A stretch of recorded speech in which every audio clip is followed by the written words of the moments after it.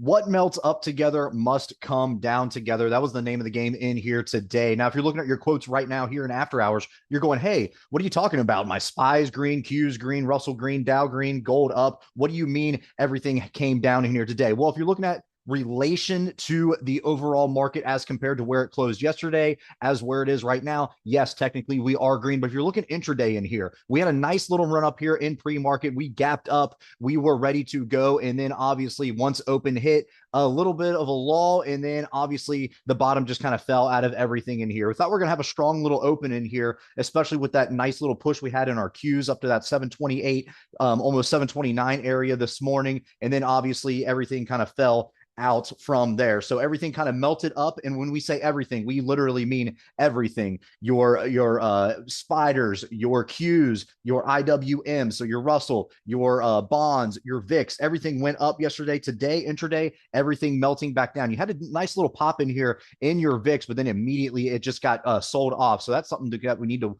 watch going forward. Are we going to get those sharp little spikes in our VIX in here as we continue throughout this week? That's going to be something to be kind of sitting in the back of our head as we're trading. But overall, everything came down in here together. Although right now we're getting a little pop in here after hours. So we're going to see how things shake up as we go through our overnight session in here, see what happens overseas in their markets. And then that might dictate what is going to happen in here as we approach our pre-market tomorrow.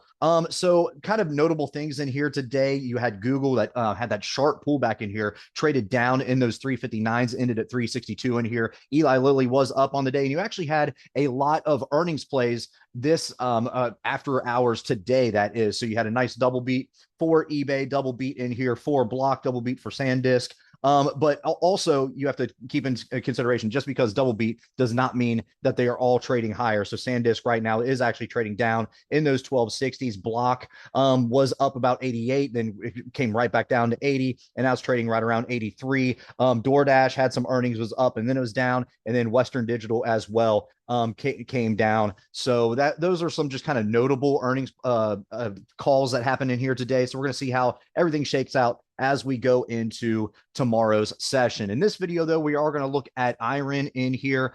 We don't have earnings until the end of the month in here, but right now it looks like your IV is pricing in right around a $3 expected move by this Friday, about $8 by that monthly expiration. And right now we're trading below 39. So we're down around almost 5% on the day. We do need to get up here and then breach this 39.87 and then hold, and then we can worry about that 9-day EMA. I know we always kind of talk about nice whole numbers in here and how there are really good psychological resistances. That's also where your gamma exposures are and things like that. If you look at kind of your GEX and things like that, nice whole numbers usually carry all the weight in here. But really that resistance is going to be 39.87 for whatever reason. That is something that we just cannot get above. That is something that we do need to close above and hold. So going forward, that's what we're looking at outside of there. The 9-day EMA trading at 41. Outside of that, 50-day SMA up here sitting at 46. Now to the downside in here, what are we looking at? We're looking at 34, and then we have really nothing to save us till we all get all the way down here,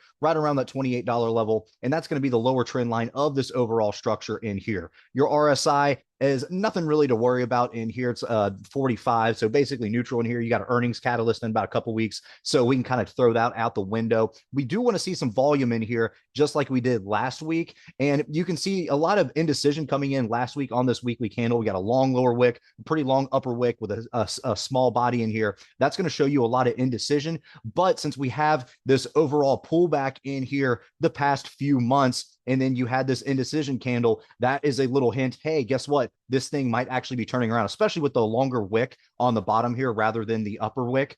So this is going to be a, hey, guess what? We're going to turn around. But for whatever reason, rejected in here yesterday and today. We're down 5% on the day, sitting at 39. So we're going to see if we can get some action in here as we move forward. Now, also, we have to take into consideration SanDisk double beat, but still pull back in here after hours, Micron following, and that means IREN might be affected by that as well. So we do have to keep that in mind, our overall market correlations, as we are trying to walk through this. Now, if you're trying to trade a 30 Delta Strangle in here in IREN, it's going to trade for about $1.49. You got a little bit of call skew in here here. So not a whole lot of skew in here to work with, but still decent enough IV $40 stock. And you got about $3 expected to move by this Friday. So good enough on some decent enough volume. And you're getting a buck 49 in here for a half standard deviation strangle. So not too bad overall. Let's see what happens in here as we continue throughout the week. Down 5% on the day. Let's see if we can get a little bit more recovery and keep this green candle on the week. So let's see what happens in here. And also keep in mind that overall market correlation